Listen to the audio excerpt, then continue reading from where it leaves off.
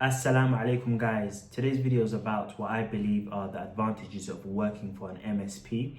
My own experiences of actually working for a number of different MSPs, especially early on in my career. So this video is for anyone starting out in IT, help desk, sysadmin role, or anyone out there wondering if the MSP life is actually worth it or for them. So let's get started. So firstly, what is an MSP? An MSP is a managed service provider, which essentially is a external IT company where companies, different companies, different industries that don't want to have an IT support, people that work in IT in-house, they outsource their IT support to an MSP, an external IT company. So any problems or any issues that they face or any projects or anything that the people that work for their company contact the outsourced IT support company. So the first advantage of working for an MSP is that you're not locked into one environment. Essentially, when you're working for a regular IT support or in a regular IT support team, and your in-house IT support for a certain company, you're only working with that one environment that company works for and its employees use. So as the IT team, the company may be using a Windows environment, they might be using Azure for their cloud, they might be using Active Directory hybrid system. And in terms of the network products, they might be using Cisco Meraki, Dell switches, they might be so you'll be only exposed to whatever that company is using. If they're using Office 365 for their email systems, you're just going to be exposed, and you'll still be learning, but you're only exposed to that one environment and those technologies that your company works for. But when you're working for an MSP, regular MSPs have minimum 30 clients, some have a lot more, to 100, 200 clients, some that I've worked for. So this company may be using Office 365, another company may be using Google G Suite, this company may be using Cisco Meraki, Cisco switches, another company will be using Ubiquiti Unify switches and routers, and this company may be using Azure, and the other company may be using AWS. So you'll be experienced and exposed to many different technologies. So this is a key factor in terms of your learning from the beginning, where you're not stagnant, you're not learning, and it's a pressurized environment. So this brings me on to the second point of the advantage of working for MSP. It teaches you to work fast, because essentially an MSP, you're working for paying clients. So the clients are paying for, and they may be built by the MSP company for the minutes that we provide IT support for. So working for MSP, we will sometimes have to log our minutes, how long we work for, and this is how the company bills the company that we work for. So essentially the client, the people that are outsourcing their IT support to the MSP that you work for, wants results and they want because this is what they're paying for. But on the other side, when it's internal IT support, because it's the same company, the same team, and you get a bit more leeway where you can just sometimes delay things, and is a slower paced environment. You can give them thing where these guys are on it much more because they're paying clients, and they just one simple email could ruin everything for the MSP company. So it's a very fast paced environment. So this fast paced environment is stressful, but it sharpens you fast, and it teaches you how to think, not just follow tickets. So you're consistently faced with new problems every day. So because if you think about it, the 30 clients, each of the 30 clients may have 100 or 200 people working for them sometimes.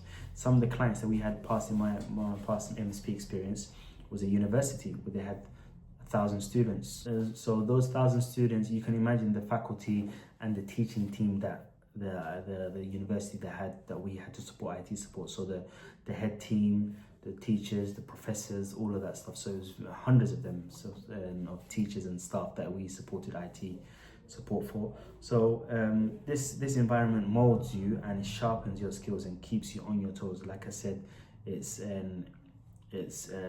something too long, something that you don't get done, email to your line manager and email to the service desk manager or the owner or the accounts manager for that certain company could put all of us in deep issues and potentially lose a client. So you need to be on your toes when you're working for MSP, which is amazing for your experience. It's stressful, like I said, but it's amazing for your experience. Another advantage of working for MSP is that you're essentially exposed to many different industries, and you learn the impact of the business in terms of the industries. So the impact of your tech support or your IT support for a medical company, which is a hospital maybe, or a law firm, a solicitor's firm, or a school, or a travel agency, or a small business, or a startup. So you're learning not just tech, you're learning the business impact, and sometimes the how it's time, and time can be money, where minutes can cause outages, can cause lots of problems. So that is another aspect where in MSPs we work a lot on, and we were working a lot on being proactive and getting ahead of the problems, not just being reactive when the problem comes. So having this exposure of all these different systems, working with all these different companies and different industries, and this pressurized environment, and the fast pace, and the intensity of the meetings, and the client requests, and the client demands, and is a launch pad for you in the beginning of your career for success. So if you just start off, I'm not gonna lie to you, and it does happen, and it can happen. I know people that it does happen, it has happened to now, and still in roles where it's just they become complacent and become comfortable with their little coffee and their biscuits. They come and just in working in that internal IT support company, and just living for many years and just working slow because everything's easy and a calm pace, where they can just give a replacement laptop to someone if they have an issue. Everything's on the same network, and outages are not a huge issue. Maybe they've got so it's just that can be a thing. If you this is why an MSP can help you a lot in the beginning of your career. So I work for different sizes of MSPs. Small beginning, I worked for a MSP which had about 60 clients. The next one I worked for had about, I think, 150 to 200 clients, a lot more clients, which is it was more stressful. And they had different departments, where they had non-for-profit companies, where they had hospitality companies, where they had legal companies, different teams for different clients. Another MSP that I worked for was back to a smaller one, which was 30, I think 20 to 30 clients. But this is where I learned the most, because the smaller the team, because it was only 30 clients, that we just needed a small team. But I learned so much because I was exposed to not just second line, third line, network engineer stuff. It was just because we were a small team, and I was working closely with the IT manager and the owner. It just helped me learn so much. So, and I'll suggest if you are going down, the first job that you should apply for, or you should try and get into when you're starting off your IT career, is get a job in an MSP, and ideally a smaller company. If not, a larger company is fine as well. You still learn. It's still fast-paced environment. So having said that, and the advantages of working for an MSP, what I will add is something that I want everyone to look out for, and I may be doing a bigger video in the future, is imposter syndrome. So this kind of affected me in the beginning of my career, and I know it's something that affects a lot of people, especially in IT, but in a lot of other different industries as well. So imposter syndrome is that persistent feeling of feeling like a fraud or doubting your skills, even though you know and you have the credentials and you know you're competent, but still feeling like a fraud or doubting your skills. And I know from personal experience as well, once you do get into the industry, it depends what company you work for, but sometimes you encounter haters, basically, which are people that hate on you, people that are jealous of you. Sometimes you get people that try to sabotage your work, try to make you look bad. And so it depends on kind of what team you are. And a lot of the time, those people are they hate, or they're jealous of you for no reason. So you just started off in the company. Maybe they just don't like the way you look. Maybe they don't want to help. Sometimes they're senior people. Sometimes they're people like you that are on and that just go ahead of you. And so I've experienced that myself. So this kind of makes it hard for, especially if you're already feeling imposter syndrome. Then if you're not working with a team that's actually helping you. Well, a lot of people do help, of course, and the majority help, but there's always that one or two haters that try to sabotage you and things like that, just for no reason.